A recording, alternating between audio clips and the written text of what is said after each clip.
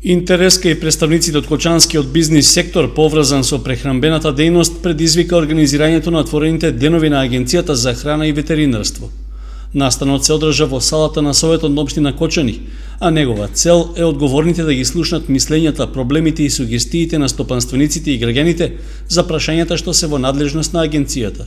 Исто така, средбата беше можност да се поттикнат компаниите од земјоделско-прехранбениот сектор да дадат предлози и да се информираат за прашањата што се од нивен интерес, и истовремено службите и одделенијата на агенцијата да преземат активности за корекции доколку е потребно. Во однос на проблемите што ги имаат во Кочани, тоа се исти или слични проблеми кои ги имаат најчесто сите оператори со храна, сите се засегнати нормално во однос и на имплементирањето на оние системи за безбедноста на храната.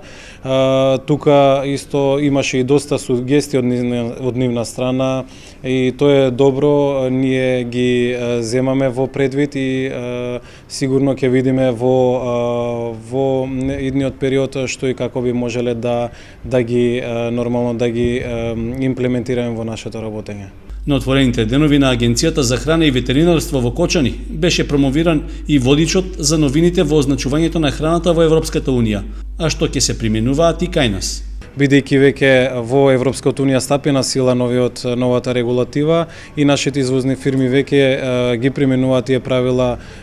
за производите кои одат за извоз, но во јуни месец оваа година со донесување на измените на Законот за безбедност на храна ќе треба и компаниите кои го пласираат својот производ на македонскиот пазар да ги применуваат истите одредби од законот и затоа сметавме дека ова е еден добар момент да го приближиме водичот, да го поделиме до самите оператори со храна. Средбата на Агенцијата за храна и ветеринарство во Кочани беше трета поред, откако претходно исти такви се одржаа во Битола и Неготино. Директорот Поповски рече дека ваквата практика за директно среќавање на терен со представниците на бизнис секторот од прехранбената дејност и со земјоделците ќе продолжи и во иднина, за што очекува конкретни резултати и решенија за проблемите.